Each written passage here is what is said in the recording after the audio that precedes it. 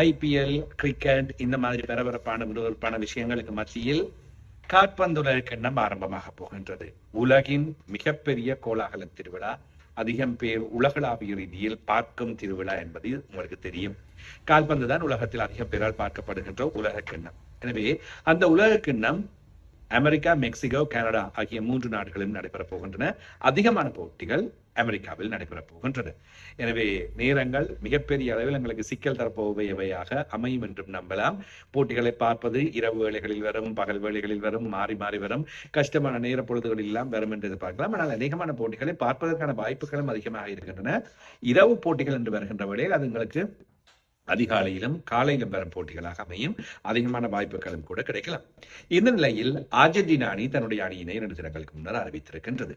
Argentina இப்பொழுது நடப்பு உலக சாம்பியன் லியோனல் மெஸ்ஸியின் தலைமையில் களமிறங்குகின்றார்கள். மெஸ்ஸிக்கு நிச்சயமாக இந்த முறை கடைசி உலக கிண்ணம், இதை எல்லோருக்கும் தெரியும். மறுபுறத்தில் கிறிஸ்டியானோ ரொனால்டோ, உலகின் 2 ஜாம்பவான்களினுடைய கடைசி உலக கிண்ணம். இதனால் கூட மிகப்பெரிய அளவில் இது எதிர்பார்க்கப்படுகின்றது. இம்முறை 48 அணிகள் முதல் தடவையாக களமிறங்க போகின்றன. இதன் காரணமாக முதல் சுற்று போட்டிகள் கொஞ்சம் விறுவிறுப்புக்கு அங்கே இங்கே மாதிரியாக கொஞ்சம் அவ்வளவு நல்லாக இருக்காது என்றும், அதன் பின்னர் வரப்போகின்ற சுற்றுக்கள் மிகப்பெரிய அளவில் விறுவிறுப்பு தன்மையினை உருவாக்கும் தரும் என்றும் எதிர்பார்க்கப்படுகின்றனவாக இருக்கின்றன. அதிக அணிகளுக்கு வாய்ப்பு தர வேண்டும் என்ற அடிப்படையில் இந்த போட்டிகள் நடைபெறுகின்றன.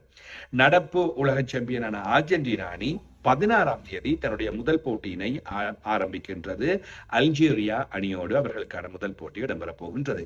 பின்னர் 22ஆம் தேதி ஆஸ்திரியா அணியோடும் 27ஆம் தேதி ஜோர்டான் அணியோடும் இவர்கள் விளையாடப் போகின்றார்கள். இதுதான் அவர்கள் முதல் சுற்றில் விளையாடப் போகின்ற அணி. ஏனைய போட்டிகள் அதன் பின்னர் நடைபெறும். உலக கிண்ணம் நடப்பு சாம்பியன் கடந்த முறை வெற்றி பெற்றவர்கள். இதன் காரணமாக அர்ஜென்டினா மீதான எதிர்பார்ப்பு இம்முறை இருக்கின்றது. இம்முறையும் உலக கிண்ணத்தினை வெற்றி பெறக்கூடிய வாய்ப்புகள் அதிகம் உள்ள அணியாக அர்ஜென்டினா அணி களமிறங்குகின்றது. கடந்த முறை விளையாடிய வீரர்களில் இருந்து 9 பேர் இல்லாமல் போயிருக்கின்றார்கள், நீக்கப்பட்டிருக்கின்றார்கள், விலகி இருக்கின்றார்கள். உபாதைகள் காரணமாக விளையாட முடியாத நிலைமை உருவாகி இருக்கின்றது. இவ்வாறு 9 வீரர்கள் இல்லாமல் போயிருக்கின்றார்கள். Franco Armani, Juan Foyth, German Pezzella, Marcos Acuna, Angel Di Maria, Alejandro Gomez, Guido Rodriguez, Paulo Dybala மற்றும் ஏஞ்சல் கொரியா ஆகியோர் நீக்கப்பட்டிருக்கின்றார்கள். அதே போன்று பிராங்கோ மெஸ்டன் டுனோ இவர்களும் அணியில் இருந்து விலகி இருக்கின்றவர்கள். பெயர்கள் இங்கும் அங்குமாக ஒரு மாதிரியாக இருக்கும். சில உச்சரிப்புகள் கஷ்டமாக இருக்கும், சிலது வித்தியாசமாக இருக்கும். முடிந்த அளவில் சொல்லி இருக்கின்றேன். தவறுகள் இருந்தால் தெரிந்தவர்கள் அவற்றை திருத்தி கமெண்ட்ஸ் பகுதியிலும் போட்டு விடுங்கள். கோல் காப்பாளர்களாக எமிலினோ மார்டினஸ், ஜெரோனிமா ரோல், ஜுவான் முசோ ஆகியோர் தெரிவாகி இருக்கின்றார்கள். எமிலினோ மார்டினஸ் சில வேளைகளில் முதல் சுற்று போட்டிகள் விளையாடுவது சந்தேகமாக இருக்கும்.